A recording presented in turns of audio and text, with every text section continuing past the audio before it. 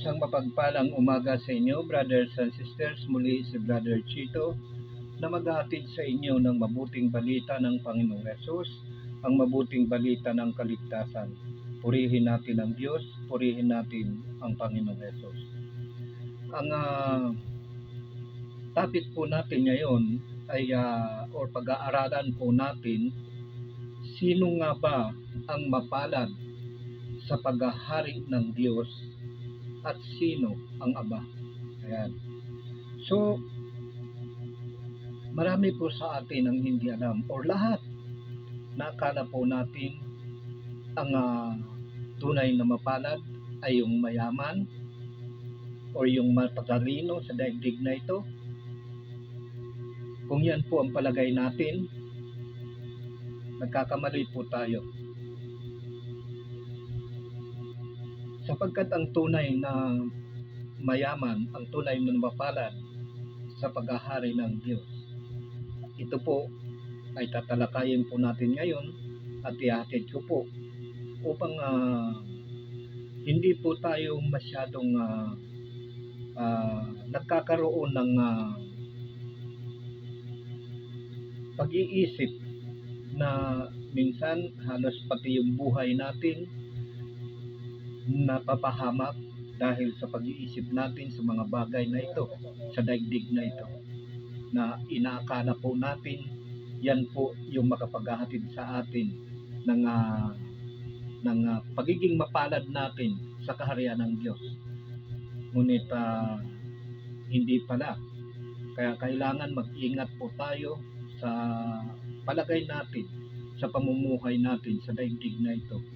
Baka inaakala nga natin, sabi nga ng Panginoong Hesus, ang inaakala natin na liwanag, kadiliman pala. Napakadilim nga nito, sabi ng Panginoong Hesus sa aklat ng Mateo.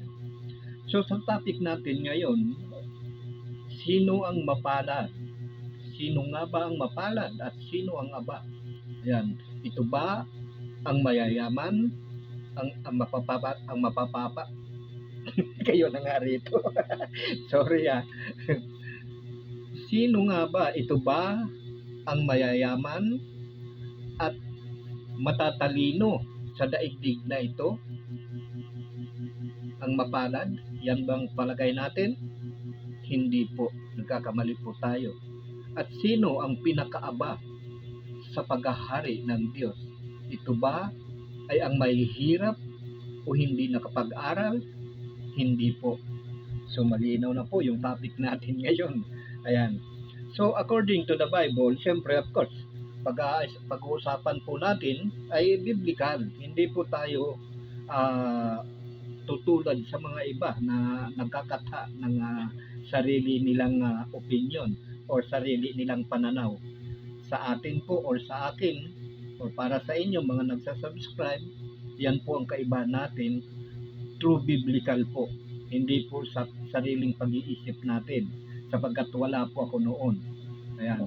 So, ang ituturo ko po sa inyo or lagi kong ituturo sa inyo, brothers and sisters, lalo na yung mga subscribe sa YouTube at saka yung mga nagpa-follow sa Facebook, ayan lamang po ang may bibigay ko sa inyo, 120% o 150% pawang katotohanan po ang ihahayag ko po at ang ipagkakaloob ko sa inyo bilang pagkain natin spiritual.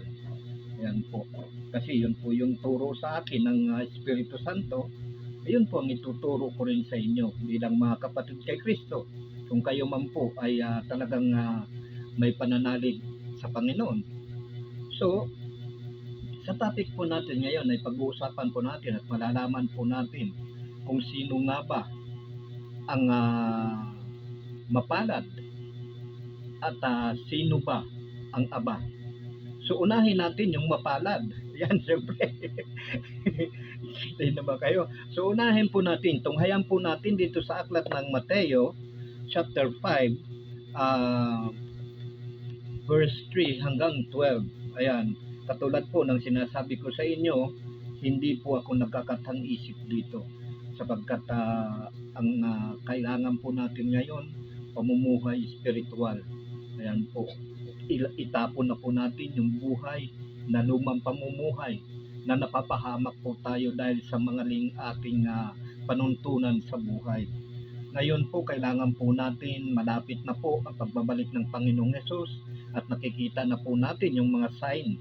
Yan po yung mga palatandaan, nakikita na po natin sa nangyayari sa atin ngayon sa daigdig na ito. So, kailangan maghanda na po tayo. Hindi po bukas, hindi po sa susunod na araw o sa susunod na buwan, hindi po sa susunod na taon, kundi ngayon na. Nananawagan po sa atin ang Panginoon na magbalik loob tayo sa Diyos. Ayan. So, tatunghayan po natin kung sino nga ba ang mapalad. Dito sa aklat ng Mateo chapter 5 verse 3 hanggang 12 na ang sabi dito, mapalad ang mga aba na wala nang inaasahan kundi ang Diyos, sapagkat makakasama sila sa kanyang kaharian. Malinaw po. Mapalad ang mga nahahapis, sapagkat aaliwin sila ng Diyos. Mapalad ang mga mapagpakumbaba, sapagkat tatamuhin nila ang ipinangako ng Diyos, which is ang Espiritu Santo po yan. Yan po. Mapalad ang mga nagmimithing makatupad sa kalooban ng Diyos, sapagkat ipagkakaloob sa kanila ang kanilang minimithi. Yan lamang po ang gawin natin, mga brothers and sisters. Pakamithiin po natin na makatupad sa kalooban ng Diyos. Ayan po.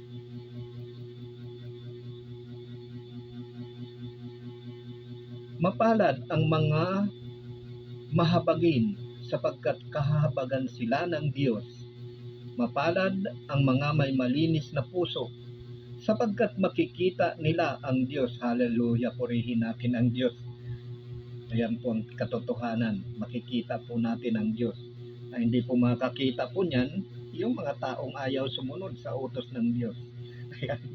Siyempre kahit naman dito sa sanlibutan, sa daigdig na ito na puno ng makasalanan, kapag inutusan mo, limbawa yung anak mo, siyempre magagalit ka rin kung hindi ka susundin.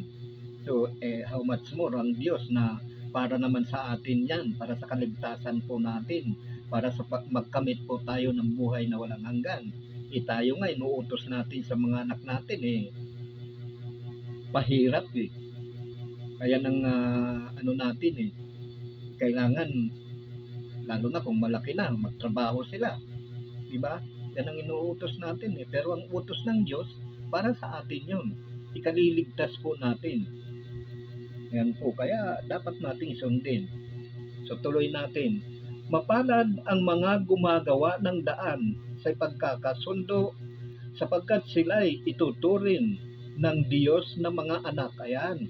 Mapalad ang gumagawa ng daan sa pagkakasundo, hindi ipagkakagulo, hindi yung ipagkakabahagi. Wala pong bahagi sa kaharian ng Diyos yan. Yung mga taong lumilikha ng gulo, pagkabahagi, wala pong kaharian, wala pong bahagi yan sa kaharian ng Diyos. At wala pong bahagi sa kaloob ng Diyos, yung pangako ng Diyos na buhay na walang hanggan. Yan po, so malinaw po. Mapalad ang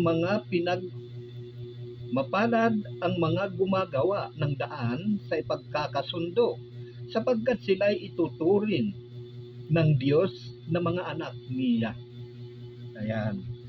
So mapalad po tayo kung tayo ang nagiging daan sa ipagkakasundo ng ating kapwa-tao, ng ating mga kapatid, ng ating mga kaibigan.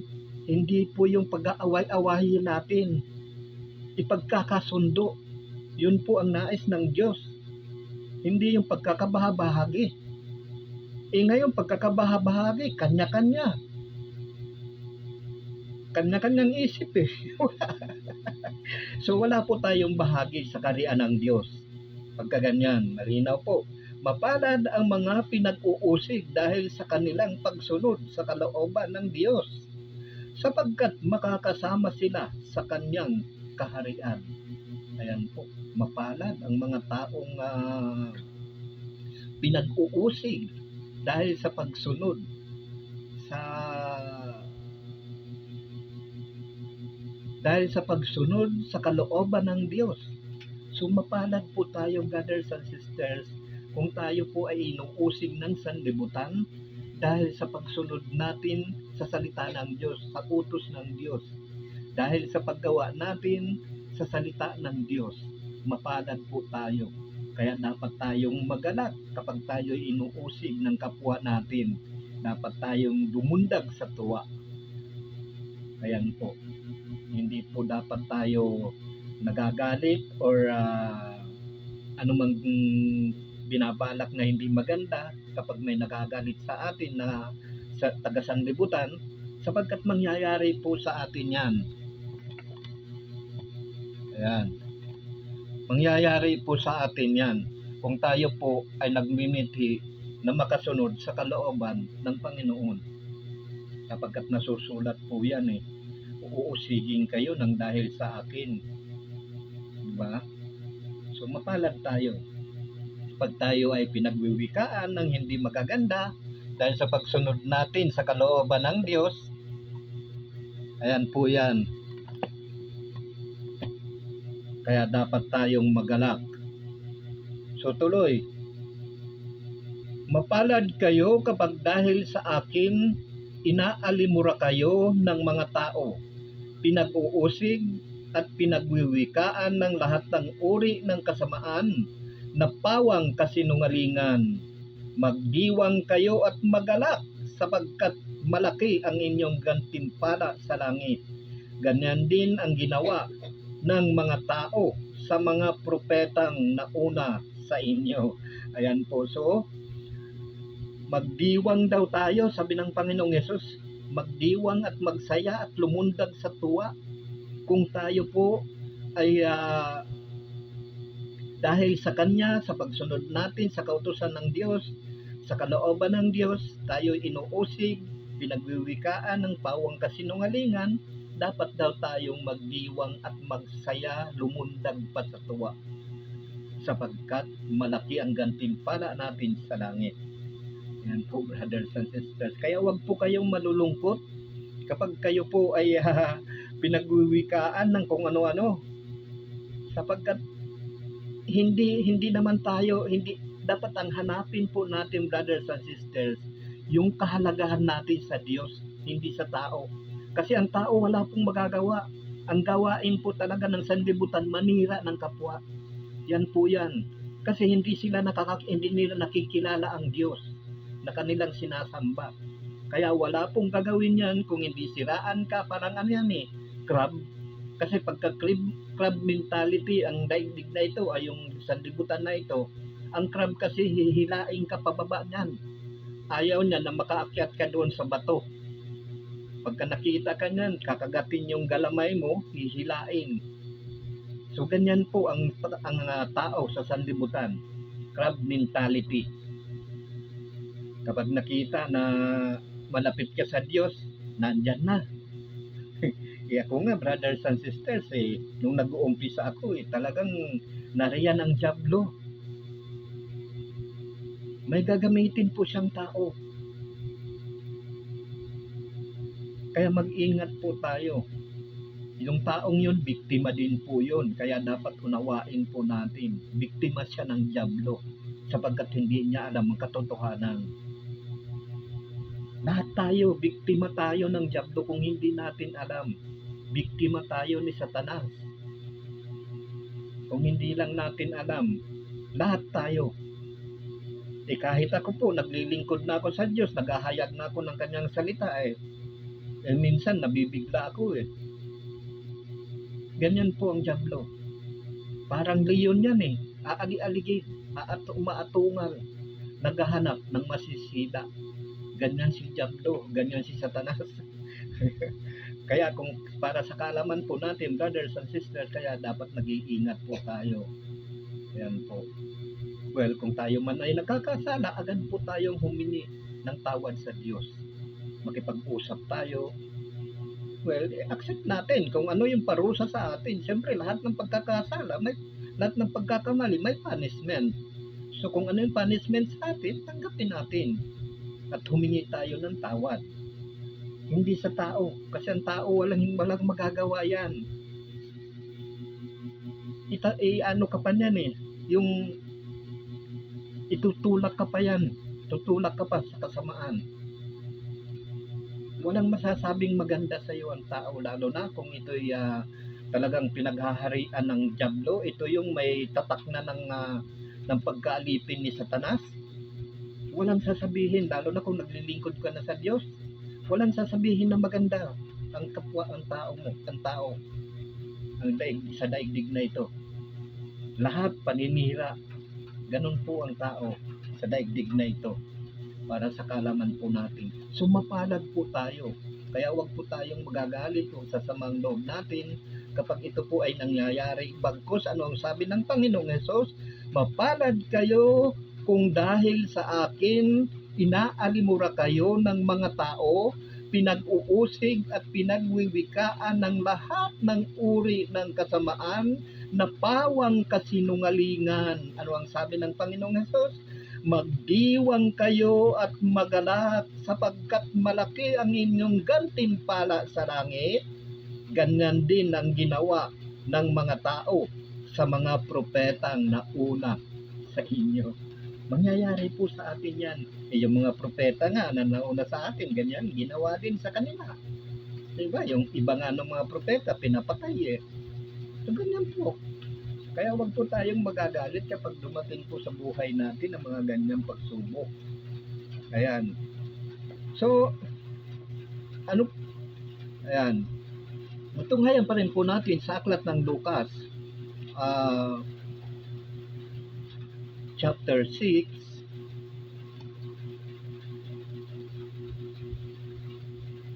verse 20 hanggang 23. Ang sabi dito, tumingin si Jesus sa mga alagad at kanyang sinabi, mapalad kayong mga dukha, sapagkat ang Diyos ang maghahari sa inyo. Mapalad kayong mga nagugutom ngayon, sapagkat kayo'y bubusugin. Mapalad kayong mga tumatangis ngayon, sapagkat kayo'y magagalak. Diba? Mapalad kayong mga tumatangis ngayon, sapagkat kayo'y magagalak. Mapalad kayo kung dahil sa anak ng tao, kayo'y kinapupuutan, pinagtatabuyan, at inaalimura ng mga tao. At pati ang inyong pangalan ay kinasusuklaman. Hallelujah. Diba? Ayan o, magdiwa, mapalad tayo. Kahit kinasusuklaman yung pangalan. Marinig lang yung pangalan na gano'n, napapadura eh. Ayan ba yan? Hallelujah. So, dapat pala tayong magalak kapag tayo ginaganito ng mga tao. Diba? Hindi po ako nagsabi niya ng Panginoong Hesus. Siya po ang may salita nito, may sabi nito. Sabi dito, magalak kayo at lumukso sa tuwa kung ito'y mangyari, sapagkat malaki ang inyong gantimpala sa langit. Ganyan din ang ginawa ng kanilang mga ninuno sa mga propeta. Ayan, di ba? Kapag isinusuka yung pangalan natin, kapatid, huwag po tayong magagalit sa kanila kasi biktima din po sila ng sistema ni Diablo. Ayan. Biktima tayong lahat ito, kapatid. Hindi po tayo dapat magagalit. Ayan. Bagkus ipanalangin natin, mahabag tayo sa kanila, sa mga taong ganito. Kasi wala silang nalalaman sa kaharian ng Diyos. Tayong mga nakakaalam, tayong mga talagang nasa puso natin ang salita ng Diyos, nalalaman natin na kung paano maghari ang Diyos, kung sino ang mapalad at kung sino yung aba. So tayo po dapat maging maingat po tayo. Ayan. Kaya nga, di ba, napakaganda ng sabi ng Panginoong Hesus, mapalad kayo kung dahil sa anak ng tao, kayo'y kinapupuutan, ipinagtatabuyan, at inaalimura ng mga tao, at pati ang inyong pangalan ay kinasusuklaman. Hallelujah.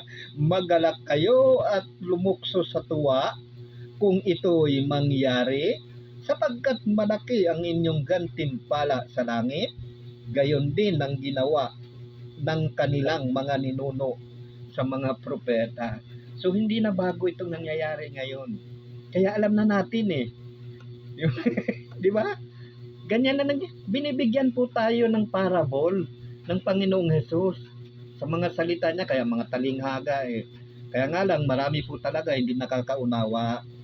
Dahil na rin siyempre wala pa sa kanilang espiritu, kasi marami po ang nag-aakala na yung pamumuhay po natin ay katulad pa rin nung dati, nung kautusan pa ni Moises na binigay kay Moises sa mga Israelita.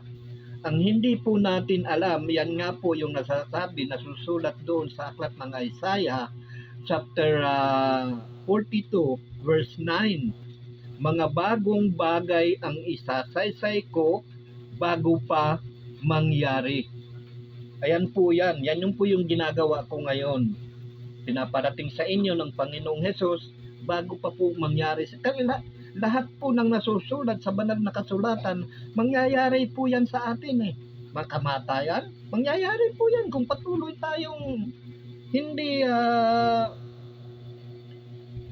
kung hindi tayo titigil sa kasamaan natin. Tingnan natin dito, basahin natin dito sa aklat ng Isaiah chapter 1. Natin. Lahat po yan mangyayari po sa atin. Lahat ng nasusulat po dito sa banal na kasulatan, magaganap po yan sa atin. Sa ayaw at sa hindi natin, magaganap po sa buhay natin yan. Kung tayo'y magpapatuloy na gumawa ng masama. Pakinggan po ninyo. Ngunit kung magpapatuloy kayo sa inyong pagsuway, ay tiyak na kayo'y mamamatay. Ito ang sabi ni Yahweh. Ayan po, kala nyo katang isip ko, hindi po.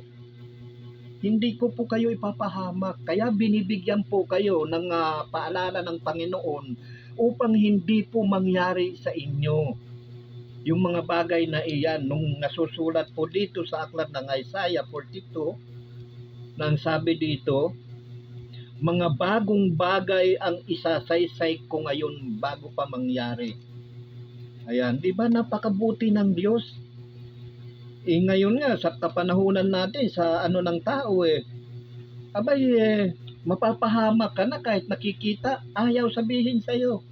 Hahayaan ka, pagtatawanan ka pa. Di ba? Ayan ang sabi dito sa aklat ng Isaiah chapter 42 verse 9. Ang mga hula ko ay natupad na. Mga bagong bagay ang isasaysay ko ngayon bago pa mangyari, kapatid. Kaya bago mangyari sa atin yung mga nasusulat po dito sa banal na kasulatan, ito po ang Diyos, ito po ang Panginoon nagpapaalala po sa inyo na magbalik loob kayo sa Diyos. Ayan po, mangyayari po sa atin yan kahit ayaw natin. Gustuhin man natin yan o ayaw natin mangyayari po yan sapagkat nasusulat. Naganap na, natupad na. Ibig sabihin, lahat na yan, nakaprogram na yan. Kaya nga sabi doon sa aklat, doon sa Isaiah chapter 1 verse 9 kung tayo'y magpapatuloy sa ating pagsuway, ay tiyak na kayo'y mamamatay. Di ba? So wala po tayong diyan. Kaya ayan. Nasa na ba tayo? Ayan.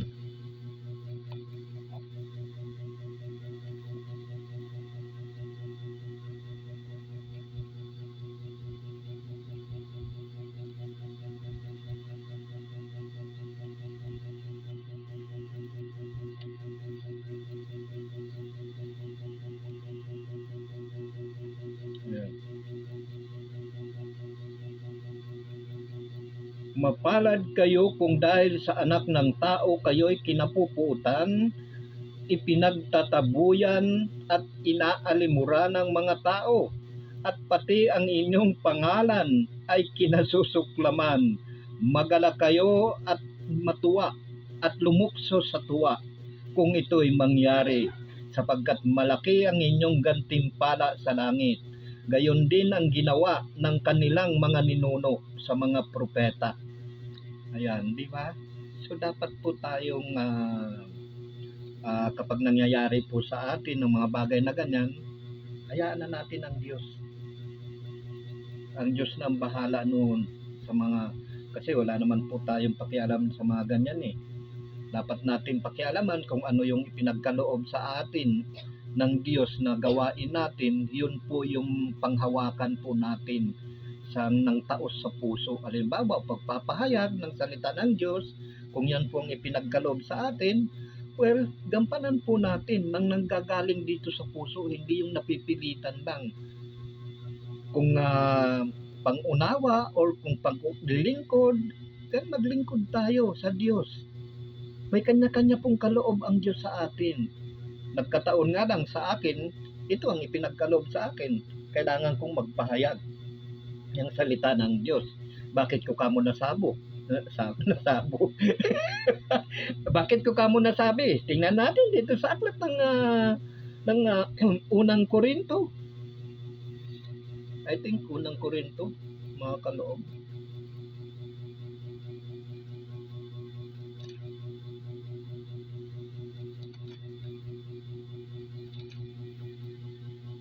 Yan po natin, pasensya na kayo. Wala pa akong wala pa akong assistant eh. Bibigyan din ako ni Lord ng assistant. Ayan, pakinggan po natin kasi ang espiritong nagkakaloob po nito ay isa. At kung ano po ang ipinagkaloob sa atin ng espiritu na gawain, dapat po natin yang gawin, gampanan po natin na nagmumula po sa puso natin, hindi yung napipilitan lang tayo. Kailangan gawin natin. Ayan yan. Ako nga, tatamad-tamad ako eh. Minsan, dahil na rin, may dahilan din po kasi ako, yung space kasi ng aking pinagdausan ng aking pag-share sa inyo ng mabuting balita is napakaliit po. Kumbaga wala pong privacy. Ayan, wala pong privacy. Kaya minsan, ayan, si Satanas ginagamit po na dahilan upang maging matamad po ako. Pagkat wala po akong privacy na na area na para dausan ko ng pagpapahayag ng salita ng Panginoon. So naintindihan tayo noon, naintindihan ako noon, kaya I know na talagang naintindihan ako kasi nakikita naman ni Lord. Ayan, kalagayan, yun ang inihingi ko sa kanya eh. So ayan, pakinggan po natin kasi may kanya-kanya pong kaloob ang Espiritu. Kung pagpapahayag ng salita ng Diyos, gawin po natin. Kung kayo pinagkalooban na magpagaling ng mga karamdaman, meron din po yan. Kung tayo po ay pinagkalooban na tayo ay may malaking pananalig sa Diyos, meron din po yan, gampanan po natin. Malalaman po natin yan kung anong ipinagkaloob sa atin ng Diyos. Kasi malalaman, halimbawa, may pananalig ka sa Diyos, parang gusto mo nang talagang magtitiwala ka sa Diyos.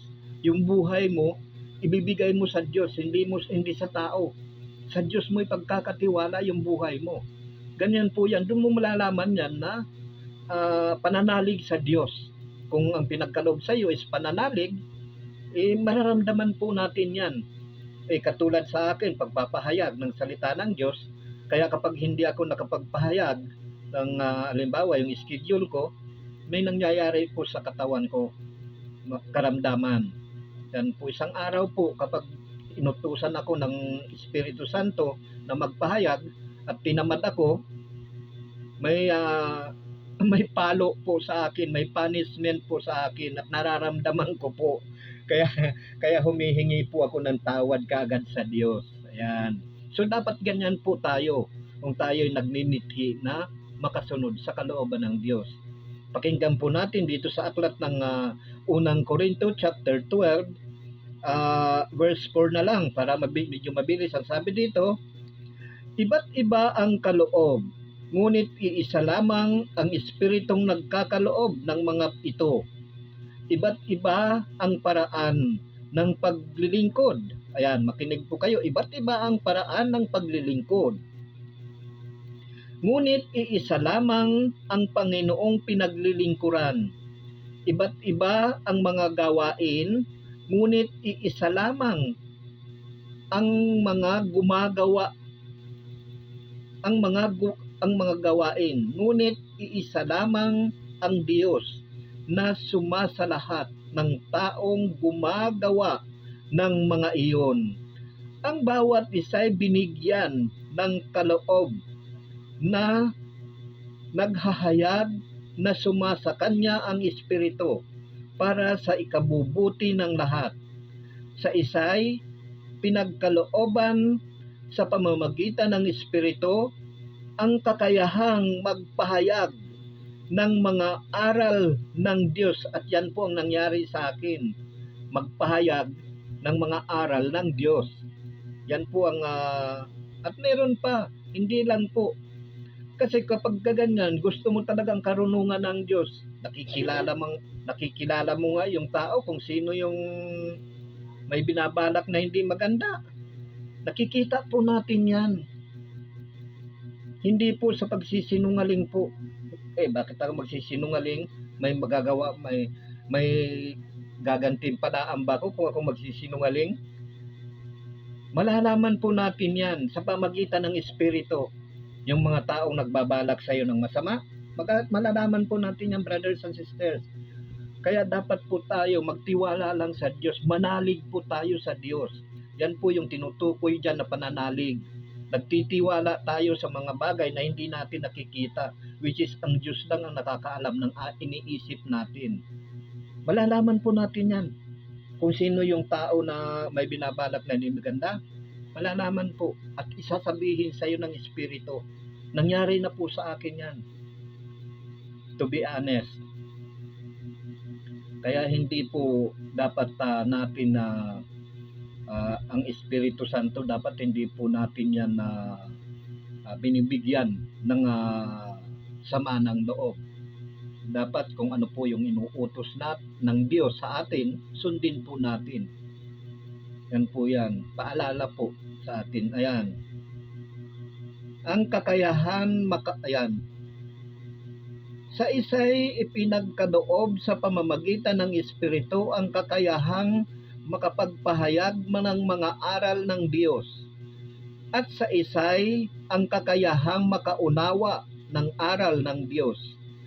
Ang iisang Espiritu ring iyon ang nagkakaloob sa iba ng malaking pananalig sa Diyos, at sa iba'y ang kapangyarihang magpagaling sa mga may sakit, may pinagkalooban ng kapangyarihang gumawa ng mga kababalaghan. May wala pa sa akin yan. Kasi ang wala pa sa akin, kababalaghan. Sapagkat kailangan malaki ang pananampalataya mo sa Diyos. Yan. Kaya nga sabi ng Panginoong Yesus, maging sindaki lamang ng butil ng mustasa ang pananalig natin sa Diyos. Kahit ang bundok, mapapalipat natin at mapapatalon natin sa dagat. Diba? Ganyan po. Pananalig po Ayan po. Magtitiwala tayo sa Diyos.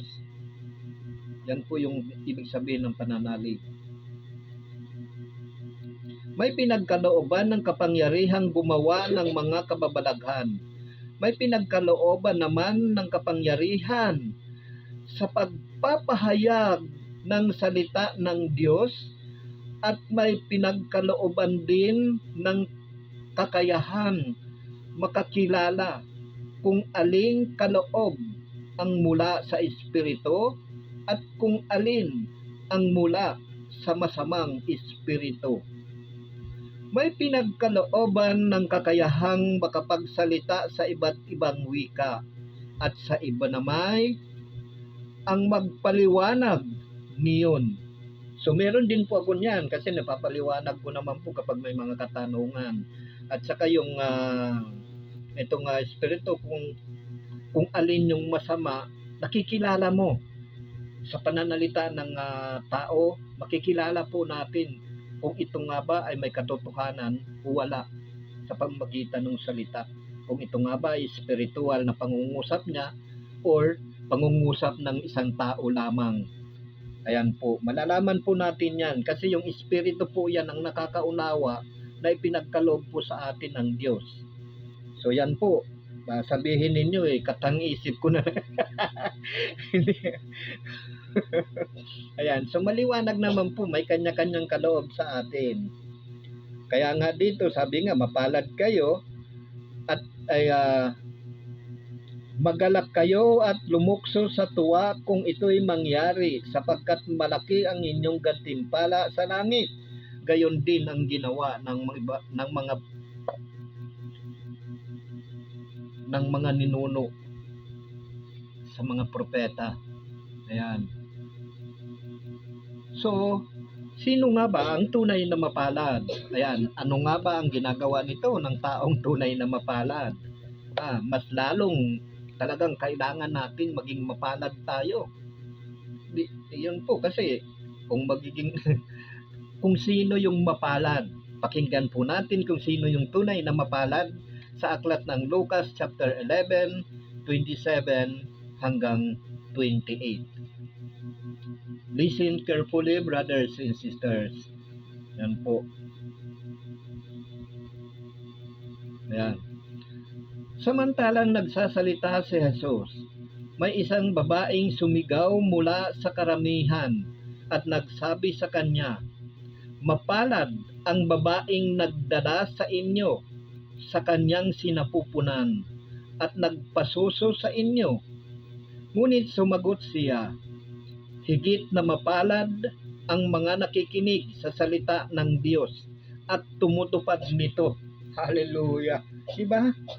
Kahit na si Maria nagdala doon sa sinapupunan ng kanyang sinapupunan, dinala niya yung ipinanganak na lalaki, dinala niya doon sa loob ng tiyan niya, mas mapalad pa rin ang mga nakikinig ng salita ng Diyos at tumutupad nito. Walang hihigit po na mapalad kung hindi yun po yung tunay na mapalad. Kung mapalad tayo dahil sa tayo'y inaalimura ng mga tao, pinagwiwikaan ng masama, mas higit na mapalad, mas higit na tunay tayong mapalad kapag tayo ay nakikinig ng salita ng Diyos at tumutupad nito. Mas higit tayong mapalad kaysa sa alin mga nabanggit ko kanina sa Matthew. Diba? Mapalad ang mga nagmimithing makasunod sa kalooban ng Diyos, pero higit sa lahat, mas mapalad ang nakikinig ng salita ng Diyos at tumutupad nito. Mas higit daw pong mapalad. Ayan.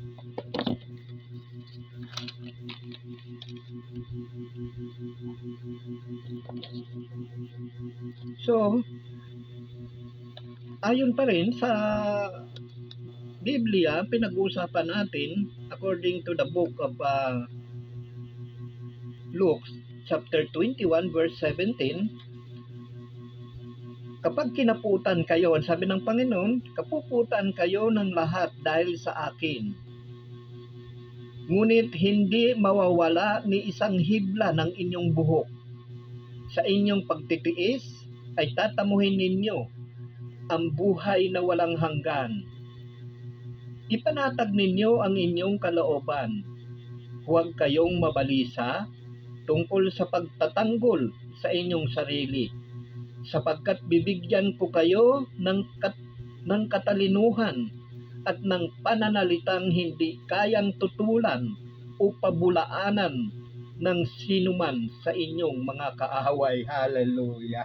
Purihin natin ang Diyos, purihin natin ang Panginoong Hesus. Tingnan nyo, ganyan po tayo kapalad. Yan po ang mas mapalad dito, yung mga nakikinig ng salita ng Diyos at tumutupad.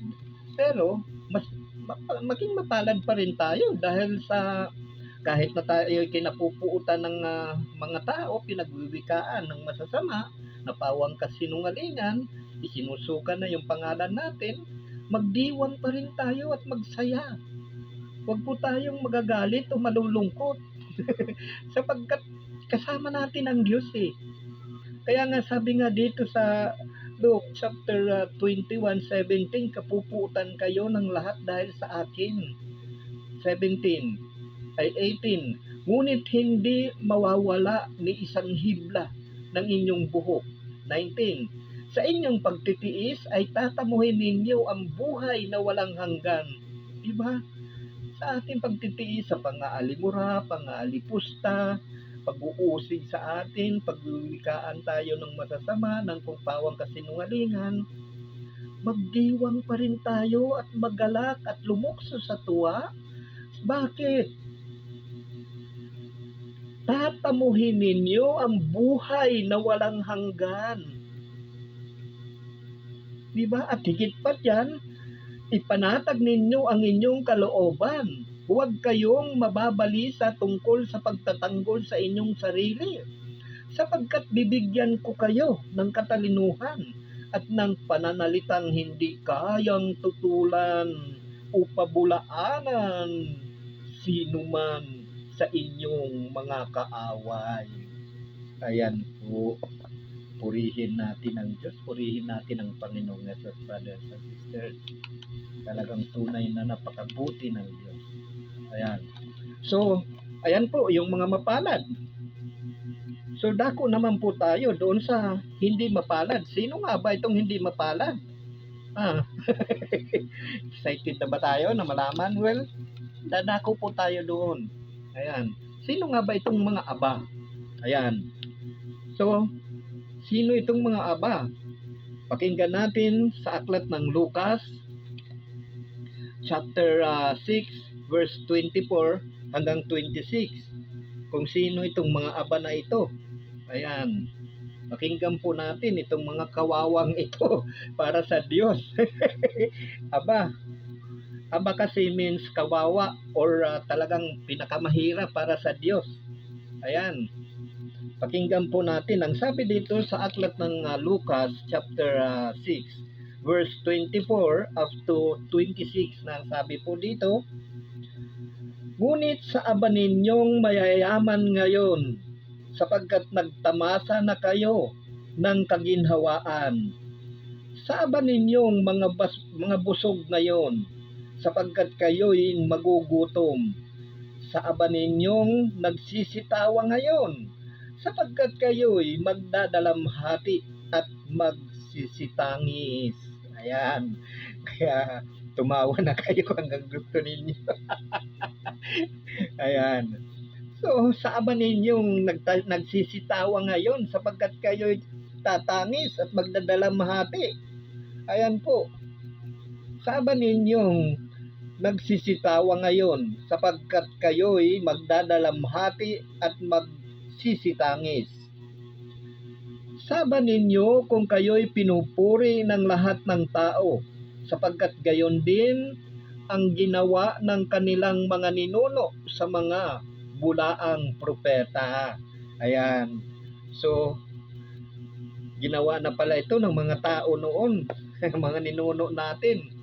Kaya namanan natin ngayon Gusto natin, pinupuri tayo ng kapwa natin Gusto natin, purihin tayo ng kapwa natin Yan masarap ika sa tinga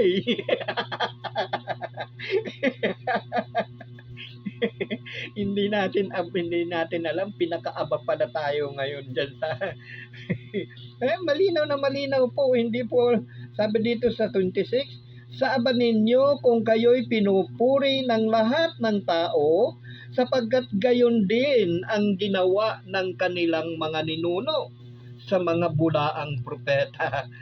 Diba? Ganyan. Kawawa naman.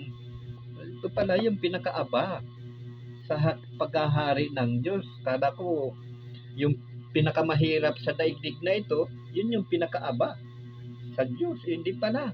Pinakamapalad pala yun. Nung mga nakikinig ng salita ng Diyos at tumutupad nito. Abay, mapalad pala iyon ay siya. So, ang mayamang hangal, ito. Sino ba itong mayamang hangal? Pakinggan po natin at basahin natin dito sa aklat ng Lucas chapter 12, um, verse 13 hanggang 21. Ayan. Ito po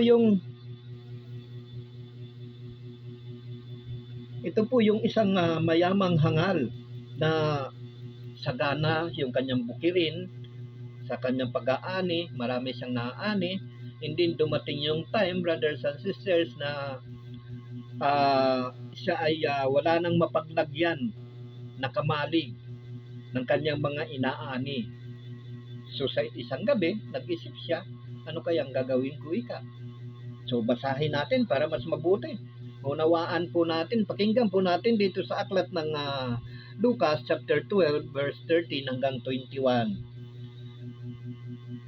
Sinabi kay Jesus ng isa sa mga naroon, Guro, iutos nga po ninyo sa kapatid ko na ibigay sa akin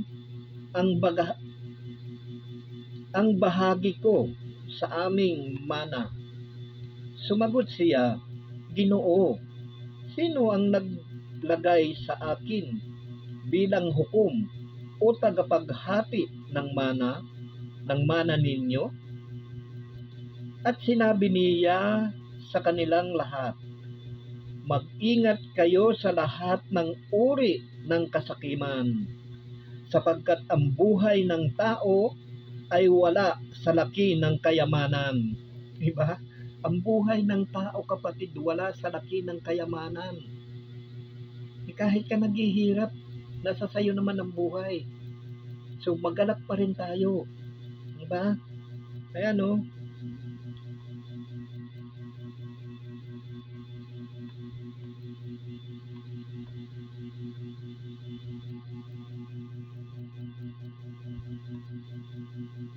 sana.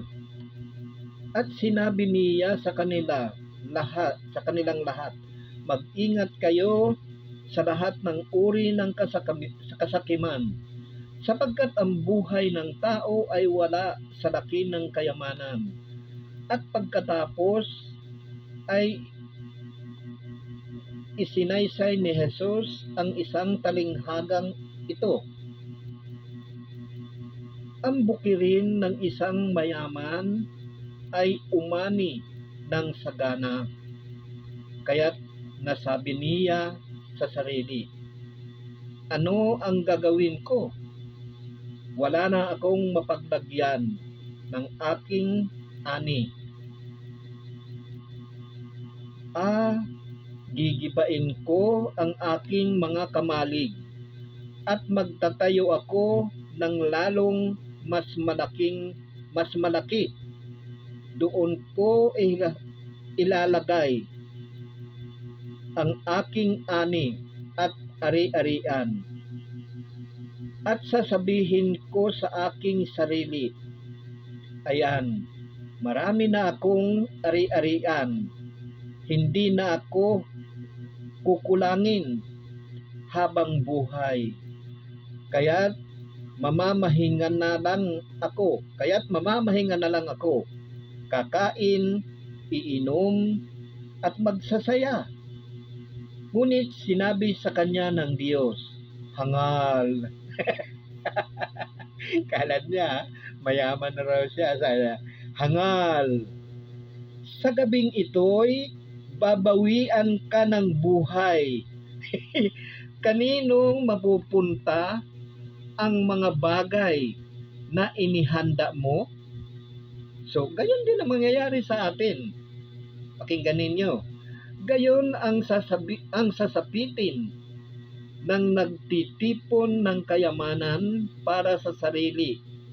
Ngunit dukha naman sa paningin ng Diyos. Hallelujah.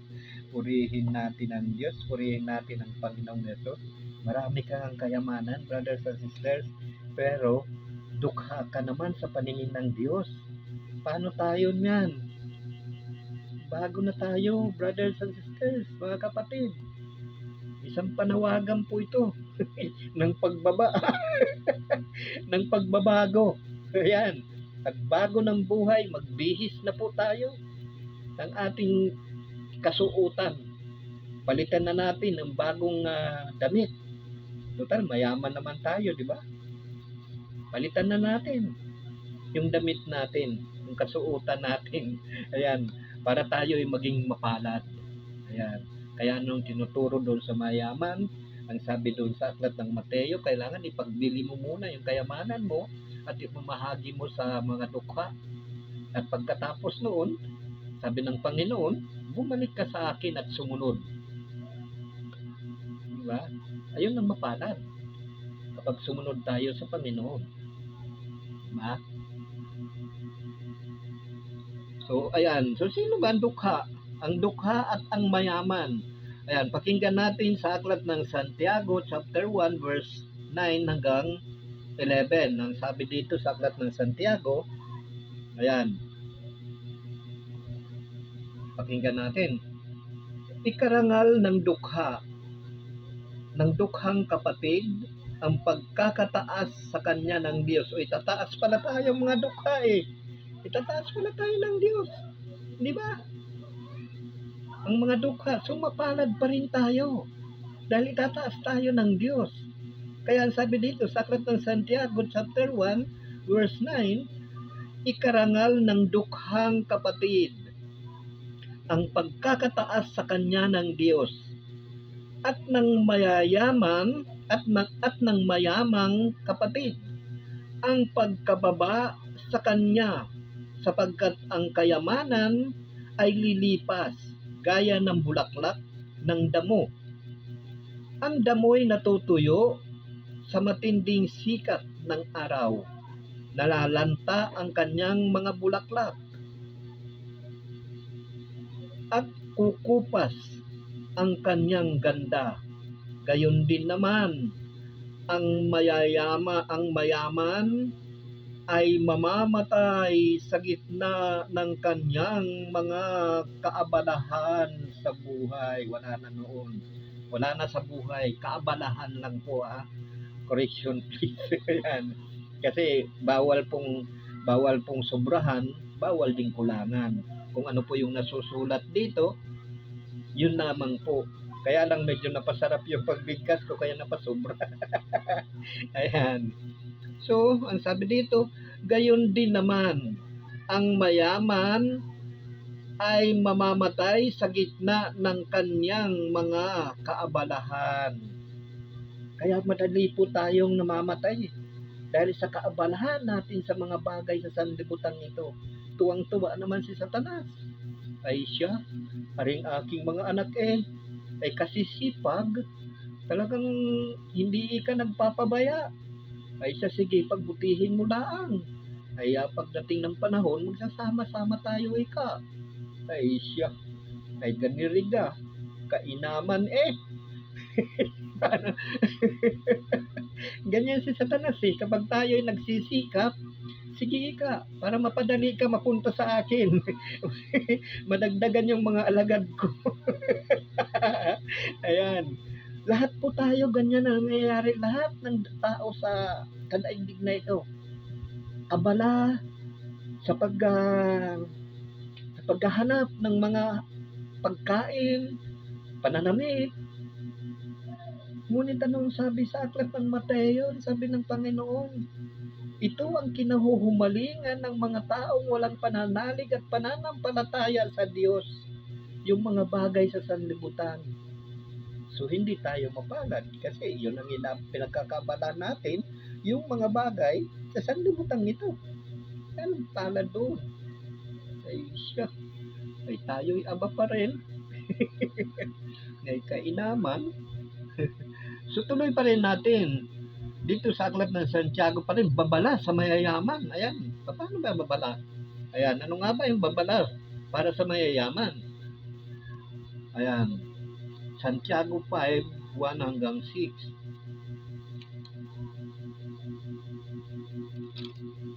Ayan, yan.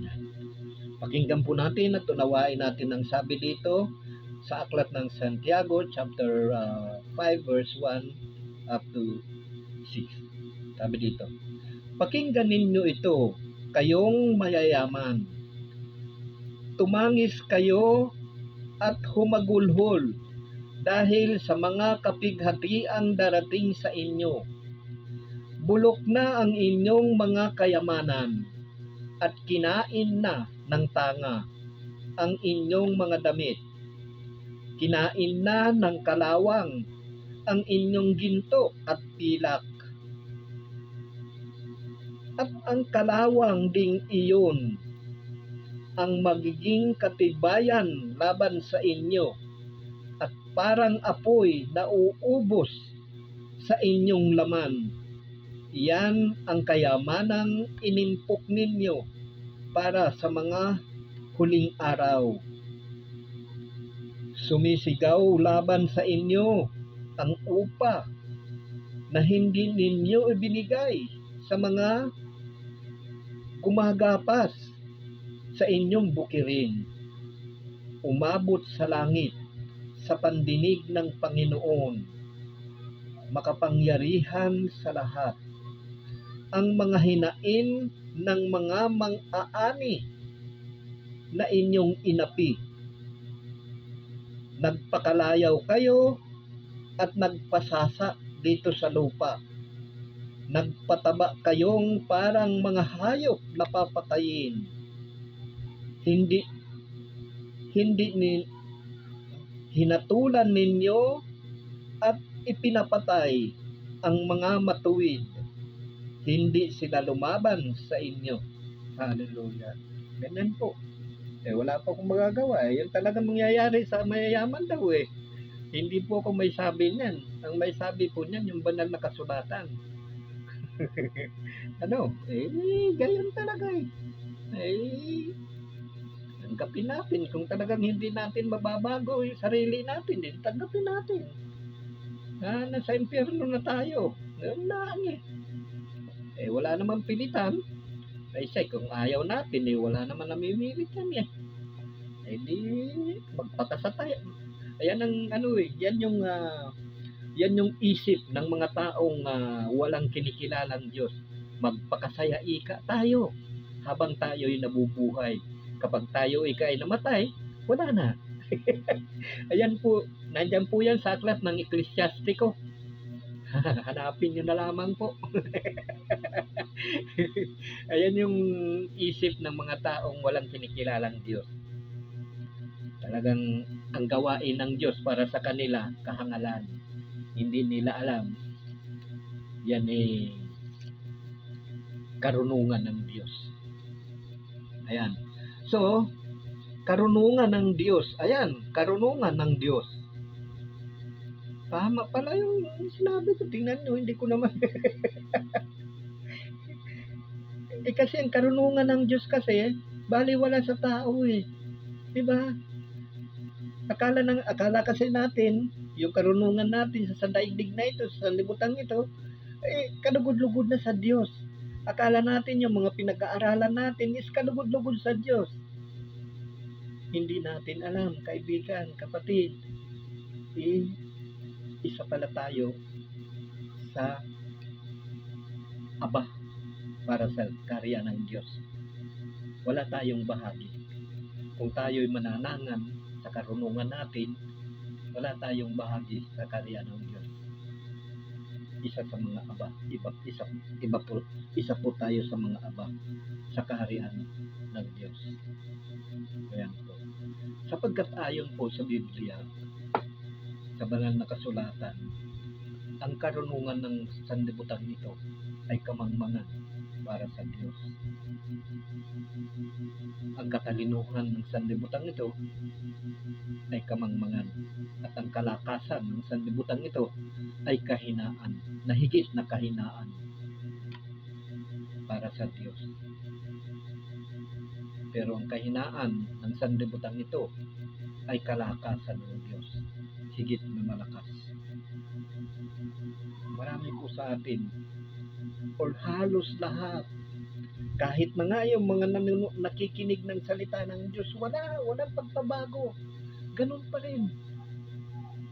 Kaya kahabag-habag po ang kalagayan natin. Makikita natin yung mga, alam nyo yan, kung sa bukirin, makikita natin kung ano yung mga aanihin na eh.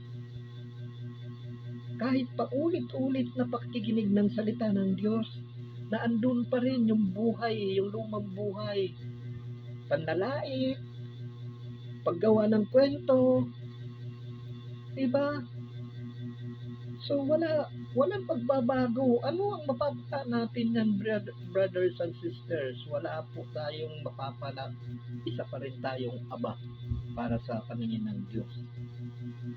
Ito po para hindi po tayo masyadong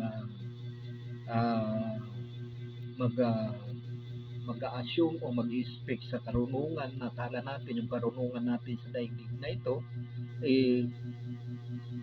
kalugod-lugod sa Diyos. Pakinggan po natin dito sa aklat ng unang Korinto chapter 1 verse 18 hanggang 25. Pakinggan po natin at unawain ang sabi po dito ni Apostol San Pablo sa mga taga-Korinto. Sa mga napapahamak, ang aral tungkol sa pagkamatay ni Kristo sa krus ay kahangalan. Ngunit sa atin na mga iniligtas, ito'y kapangyarihan ng Diyos. Hallelujah. Ganyan po eh. Kaya ako, tingnan nyo, dati wala naman akong kaalam-alam tungkol dito po sa banal na kasulatan. Pero ngayon, nakita nyo, isa ako sa mga iniligtas. Sapagkat at that time, nung tawagin ako ng Diyos, yung mga suliranin sa buhay ko ay hanggang leeg na. Halos lumubog na po ako sa kumunoy. Kaya ang Diyos hindi nagpapabaya. Alam ko na lagi siya nandyan kung tayo'y nagsisikap na sumunod sa Kanya. Kung ating hinahanap ang karya ng Diyos, nariyan lamang po siya. Isa po ako sa buhay ng mga saksi kung paano gumalaw ang Diyos, kung ano po ang ginagawa ng Diyos sa mga taong Kanyang kinalulugdan. Kaya brothers and sisters, kung nais ninyo malugod sa inyo ang Diyos, magpakaaba kayo, magpakababa tayo sa daigdig na ito, sapagkat itataas tayo ng Diyos. Yan po. So tuloy natin sa 19. Sapagkat nasusulat, sisirain ko ang karunungan ng marurunong at pawawalang kabuluhan ang katalinuhan ng matatalino. Ayan, di ba? Sisirain ko ang karunungan ng marurunong at pawawalang kabuluhan ang katalinuhan ng matatalino. Di ba? So ano pang gagawin natin? Sa tao, walang problema kasi lahat naman tayo talagang kahit nga hindi para sa atin na-assume natin na tayo na yan Dahil po alam nyo kaya nangyayari po ito sa atin, brothers and sisters, dahil po ito doon sa, alam nyo yan, yung kinakaharap natin na tawag doon, what did you call that, yung kahoy na nakadipa. Ayan yun, alam nyo brothers and sisters, to be honest, mangyayari lang po sa atin ang lahat, makakaunawa po ang lahat ng tao kung gagawin po natin dito sa daigdig na ito yung katulad nung ginawa nung hari na si Uz doon sa lumang tipan, yung bagong hari na yon, na lahat ng mga ginamit doon sa pagsamba nila sa mga Diyos-Diyosan, itinapon ang lahat ng iyon, sinira lahat ng mga dambana, pati mga rebulto, mga imaheng pinagbabasag po iyon, sinunog, at yung abo ipinaano doon sa ilog. Maliban po na mangyari sa atin yan dito sa atin, hindi po mangyayari sa atin na makakaunawa po tayo ng salita ng Diyos. Kitang-kita na po na humaling na ang lahat ng tao, nabulag na po sa katotohanan. Hindi na natin makita ang katotohanan, ang tunay na katotohanan, sapagkat binulag po tayo ng mga bagay sa sanlibutan ito. Pinalitan po natin ng katotohanan. Instead na ang lumikha, ang sambahin natin, ang sinamba natin, yung mga nilikha na instead na yung lumikha. Katulad na lang, halimbawa na lang yung pagan Rome, yung mga pagano sa Roma, sinamba nila yung araw, di ba? So nadimlan na po yung pag-iisip ng lahat ng tao. Masasabi po natin lahat ng tao kasi wala ka nang makita na talagang taong interesado sa salita ng Diyos, interesado na malaman yung paghahari ng Diyos. Wala po. May magsasabi pero pakitang ano lang, parang pakitang tao lang. Alam ng Panginoong Hesus kung sino yung nagsasabi ng totoo eh. Kaya nga sabi ng Panginoong Hesus nung siya'y nangangaral, kayo yung nagpapanggap na matuwid sa harapan ng mga tao. Ngunit nasasaliksik ng Diyos ang inyong mga puso. Diba? Yan po, brothers and sisters. Nasasaliksik ng Diyos ang mga puso natin. Nalalaman niya yung iniisip natin. Nalalaman niya kung ano yung binabalak natin, kung ano yung ginagawa natin. Kaya hindi po tayo makapaglilihim sa Diyos. Lalo na yung mga tao, yung mga mamamatay tao, itatago pa eh. Uy, dalhin natin doon sa lugar nito. Doon sa madilimika natin itapon, walang nakakita doon. Kapatid, kala mo lang yun sa tao, walang nakakita. Pero sa Diyos, 24 oras yan. Ano yan eh, tatawag doon at kung 24 oras, 48 hours. Ayan. Ang tao, 24 oras open kami. Pero ang Diyos, 48 hours. Laging nakahanda ang Diyos. Laging nakatingin sa lahat ng ginagawa natin. Laganap ang kanyang isip sa buong daigdig na ito. Kaya nasasagap niya ang lahat ng nangyayari, ang lahat ng sinasabi natin, ang lahat ng iniisip po ng tao. Nasasagap na yan lahat. May radar po yan sa taas eh. At yung mga anghel pa, baka akyat panaog yan. Yung mga anghel ng Panginoon, akyat panaog yan. Nandito po yan. Kaya lang hindi ko po naihanda kasi random po ito eh. Kapag nagra-random po ako, hindi ko po isinasama dito sa ebanghelyo. Pero naandito po yan, nasa Biblia po. Hindi po ako magsasalita nang wala sa Biblia. So tuloy natin. Okay, napahaba yung kwento ko. Sapagkat ayon sa karunungan ng Diyos, hindi niya itinulot na siya'y makilala ng tao sa pamamagitan ng karunungan ng sanlibutan ito. Sa halip, minarapat niyang ang mga nananalig sa kanya'y iligtas sa pamagitan ng mabuting balita na aming ipinangangaral.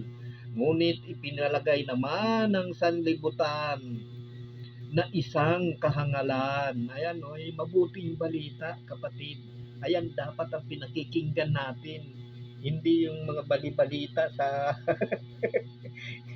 mabuting balita ng Panginoong Hesus, sapagkat yan ay buhay na walang hanggan. Kapag yan ay pinakinggan natin at itinupad natin ang mga inuutos niyan, buhay na walang hanggan po. Hindi katulad ng balita dyan na ayan po, umbot Saba diya kayo doon. Tuloy. Ang mga Hudyo'y humihingi ng kababalaghan bilang katunayan. Karunungan naman ang hinahanap ng mga Grego. Parang narinig ko na ito Di ba? Ikaw nagpapahayag ka, hindi mo pinaliliwanag eh. Naririnig na nga ang salita ng Diyos, hindi kailangan pa bang ipaliwanag yan? Dapat maniwala po tayo kung ano yung naririnig po natin, kung ano yung napapakinggan natin. Hindi yung mga bulong-bulungan. May binabasa na nga ang salita ng Diyos, kailangan pang ipaliwanag. How could you? Paano, di ba? Kailangan pa ipaliwanag ang salita ng Diyos. Inaandyan na yan eh. Binabasa nga eh. Eh kung ipaliliwanag pa natin yan, kapatid, madadagdagan pa yan, mababawasan yan. Katulad ng ginagawa ng iba. Yan yung editing. Ini-edit na. Pinapaliwanag mo kung ano lang yung nandito, hindi yung kung ano-anong bagay. Minsan yung iba, meron kung ano, minsan yung ano nila, yung tawag nila, ebanghelyo nila, wala na sa topic. Yung mga paliwanag nila, wala na sa topic, wala na doon sa ebanghelyo. Dapat wag po tayong maliligaw doon. Kung ano po yung ebanghelyo na binasa natin, yun po ang i-share natin sa ating mga kapatid, sapagkat yan po ang literal or yung tunay na salita ng Diyos. Hindi po yung nanggagaling sa isip natin. Minsan may narinig pa mga barbero, mga kotse, kung ano-ano, mga daan, ewan ko. Ganun ba ang pangangaral ng Diyos? Hindi po. Tingnan niyo yung binasa ng Panginoong Hesus, yung nasusulat sa aklat ng Isaiah, na ang sabi ng Panginoong Hesus, natupad sa inyo ngayon, yung nasusulat doon. Yung mga tao ayaw maniwala eh. Kaya tinangka siyang batuhin eh. Ganyan po ang tao. Wala pa yan noon. Sinasabi na nga po ang salita ng Diyos, kailangan pang ipaliwanag.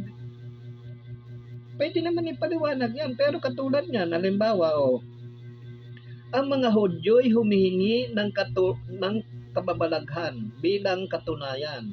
Karunungan naman ang hinahanap ng mga Grego. Ayan karunungan. Kasi ang karunungan, hindi dapat hinahanap natin na karunungan ng daigdig na ito. Dapat karunungan ng Diyos. Yun dapat ang hanapin natin. Ganyan po yung pagpapaliwanag, hindi yung maaring matalino ka, ewan. Pati tuloy yung mga nakikinig, wala, mapapahamak, kawawa. Lahat mapupunta sa, wala na. Ay, Lord, bahala na po kayo. Kasi nasusulat naman dito, pagka nasa labas ng iglesia, kayo na po ang bahala. Pero ito, siyempre, para mahanap po natin yung ating mga kapatid, kaya ko po ginagamit itong mga pananalitang talagang para mahituwid po yung mga kamalian. Well, kayo naman po, Lord, na nakakaalam, kayo na po bahala. Ayan, tuloy natin. Subalit sa mga tinawag ng Diyos,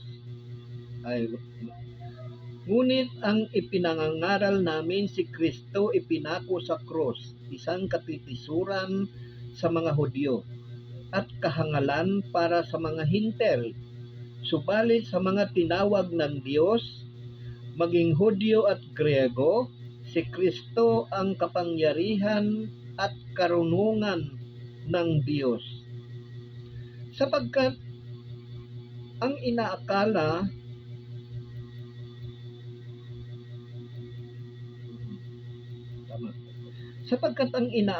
nilang kahangalan ng Diyos ay karunungang higit kaysa lahat ng karunungan ng tao, at ang inaakala naman kahinaan ng Diyos ay lakas na higit sa lahat ng kalakasan ng tao. So ayan po, brothers and sisters, kasi baliktad na po yung pagkaunawa natin. Para sa tao kasi, ang kalakasan ng Diyos ay kahinaan para sa tao. Pero hindi natin alam na ang kahinaan ng tao sa daigdig na ito para sa Diyos kalakasan. Ang mahina sa daigdig na ito, sa sanlibutan ito, ay malakas para sa Diyos. So, kaya malaki po ang pagkakaiba. Karunungan, isa pa rin sa mga aba. Nakala natin yung karunungan natin sa daigdig na ito, kala natin, ni-expect natin na tatanggapin ng Diyos. Kapatid, hindi na po tatanggapin yan. Hindi tatanggapin ng Diyos yan. Hindi natin madadala yan. Pero ang karunungan ng Diyos Yan po yung madadala natin sapagkat yan po yung mag-iingat sa atin, yung karunungan ng Diyos at katalinuhan at kapangyarihan pa. Ayan po ang dapat nating pagsumakitan, yung magkamit ng karunungan na nagmumula sa Diyos, hindi yung karunungan sa sanlibutan ito. Well, hindi po masama magkaroon tayo ng karunungan, pero dapat yung karunungan natin na ating mapipick up sa sanlibutan ito, dapat magamit natin sa i-convert natin sa karunungan ng Diyos. Magpakumbaba tayo, Lord, yung karunungan ito, ikaw rin nagkaloob sa akin na ito. Gumawa lang tayo ng matuwid. Alamin natin kung ano yung matuwid para sa Diyos. Yun po yung karunungan. Hindi yung mga pinag-aaralan natin, karunungan sa sanlibutan ito, and then, after that, nalaman na nga natin yung mga pinag-aralan natin, ayaw pa rin natin magpakumbaba sa Diyos. Nagmamalaki pa iba, nagmamataas. Lalo na kapag yumaman na, wala na. Nanlalait na, nanguhusga, humahatol. So, wala lahat. Kaya wala eh. Sa tingin ko, brothers and sisters, kawawa, ang daming kawawa. Or almost lahat. Kasi kahit yung mga, alam natin, yung mga nag-aano na ngayon, kahit yung may mga kinaagiban na ngayon, kung ano man yun, yung mga samahan nila, makikita mo pa rin eh. Nakikipagsalamuha pa rin sa mga taong walang pananampalataya. Ganun pa rin yung ginagawa. Tapos pagdating ng kanilang pagsambat, nandoon, pupunta roon. Paglabas doon sa simbahan, babalik na naman doon sa dati. Wala eh. Walang pagbabago, kapatid. As long as na tayo'y nananatili doon sa pakikipagsalamuha natin sa daigdig na ito, walang magbabago sa buhay natin, brothers and sisters. Ang unang hakbang na dapat nating gawin, lumayo tayo, katulad ng sinabi ni Apostol San Pablo, sa mga hindi nananampalataya. Mahirap po yung gawin. Mahirap kung sa mahirap. Sa walang pananalig sa Diyos. Pero kapag ginagabayan ka na ng Diyos, matutuwa ka. Kapatid, yun pala ang kapangyarihan ng Diyos. Matutuwa ka na ginagabayan ka ng Diyos sapagkat lahat ng ginagawa mo ay itutuwid niya. Katulad na lang yan, paano mababago yung buhay mo kung araw-araw kasama mo? Halimbawa, nandun ka na lang sa, kumbaga, katabi mo yung kulungan ng baboy doon sa bahay mo. Paano mababago yung hininga mo? Minuto nalalanghap mo yung baho nung tain ng baboy. Sorry sa mga kumakain kung ito yan, yung dumi ng baboy, yung pagkain ng baboy, di ba, malalanghap mo oras, so hindi gaganda, hindi magiging mabango ang hininga mo. Ganon din naman, kapag tayo'y laging nakikisama sa mga hindi nananampalataya, hindi po tayo magbabago kasi yun at yun ang gagawin natin eh. Yung mga bagay sa sanlibutan eh. Kaya wala. Kahit anong pakinig natin, ang pakinig ng salita ng Diyos. After natin na makinig, babalik na naman tayo doon, makipagchismisa na naman, sisira na naman tayo ng kapwa natin, kung ano-ano na naman yung pag-uusapan na wala namang kabuluhan. Hindi po tayo mapaghaharian ng Diyos yan. Pagkaganyan ang ginagawa natin. Ipinapaliwanag ko po ito sa inyo para maintindihan po ninyo. Hindi na po ako gumagamit dito ng spiritual na pangungusap. Wala pong mangyayari sa buhay natin. Kumbaga sa naligo ka na, nagsabon ka na, nagshampoo ka na, lalangoy ka uli, mawawala na naman yung shampoo mo at saka yung bango ng sabon. Kasi naligo ka uli. So magsasabon ka na naman ulit. Lulublob ka na naman. Parang kalabaw.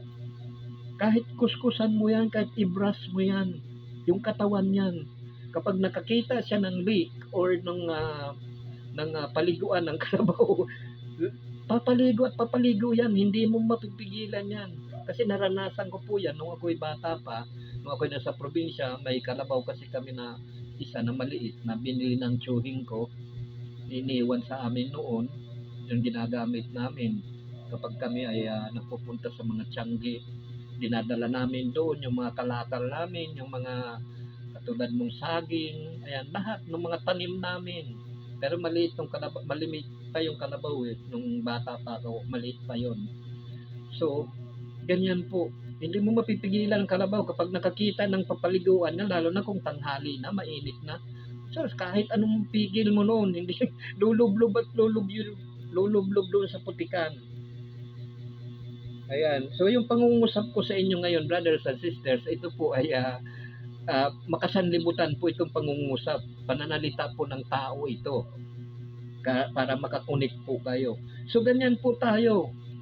Kahit anong pagsisikap natin na umatin o makinig ng salita ng Diyos, makinig ng makinig, ngunit pagkatapos nating makinig, babalik na naman tayo doon sa dati nating buhay, wala pong mababago sa pamumuhay natin.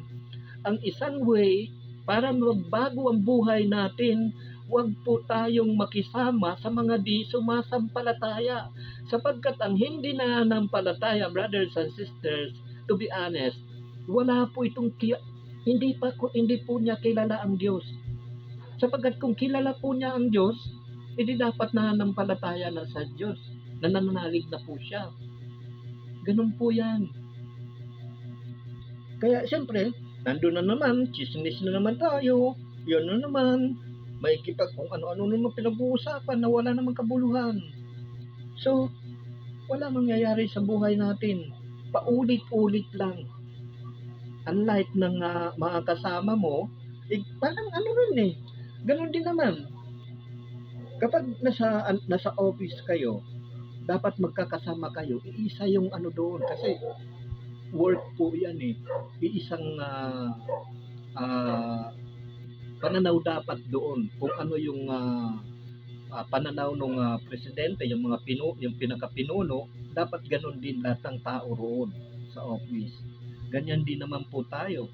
Ngayon, kung may kipag-usap ka doon sa mga taga-construction, according yung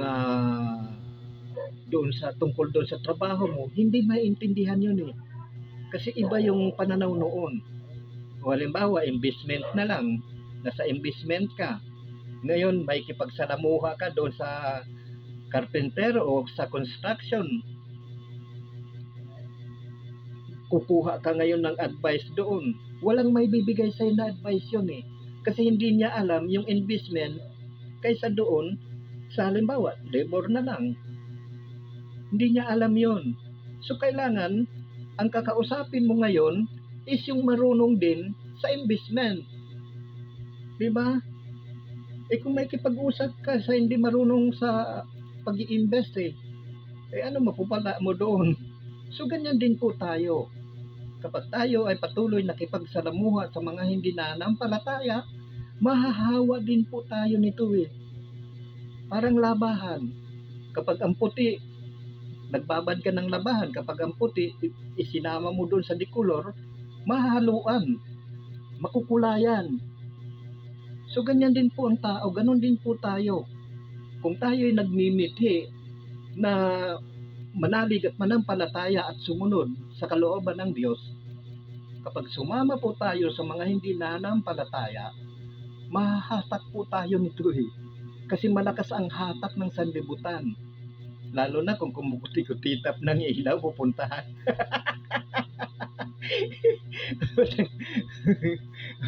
Imbis na si Kristo yung babanggitin mo si Kristi na